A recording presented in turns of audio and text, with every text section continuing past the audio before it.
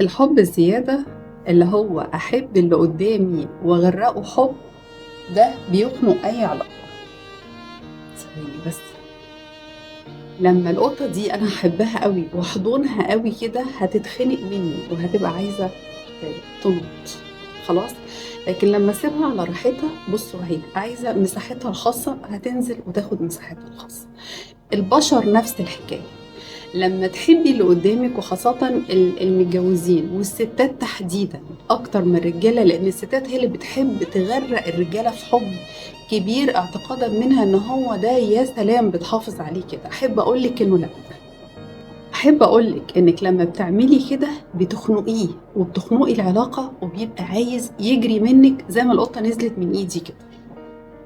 ليه بيعمل كده؟ لأن كل إنسان قلبه ليه سعة، ليه مقدار، ياخد على قد ما يقدر. زي بالظبط ما بتاكلي على قد ما بتقدري. لما بياخد زيادة بيجيله تخمة، فبيبتدي يزقك وينفر منك ويبقى عايز ياخد سبيس، هوا. مش لازم أحبه أبقى رجلي على رجليه في كل حاجة، لازقة جنبه في أي وقت. مالك لو زعلان قاعدة جنبه؟ مالك في ايه؟ عندك ايه؟ انتي بتنسي نفسك وبتركزي معاه وما بقالكيش وجود خالص، فهو بالتالي هو كمان مش شايفك. طيب اعمل ايه؟ يبقى عندي تقدير عالي لذاتي. احبني انا الاول. لما احبني انا وابسطني هعرف ابسطه. طيب ايه كمان؟ اديله مساحته.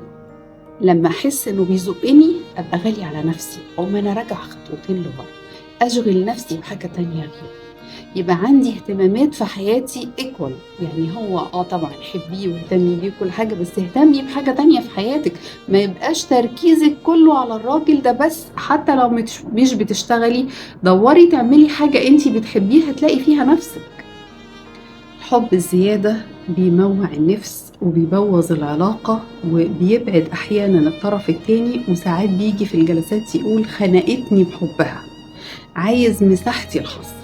فخدوا بالكم من ده، لأن أحيانا بتعملوا حاجة حلوة تزودوها قوي، زي كوباية الشاي بتشربيها مثلا بمعلقتين سكر، جيت أنا حطيت لك فيها 10 معالق سكر، هتقدري تشربيها؟ أكيد لا.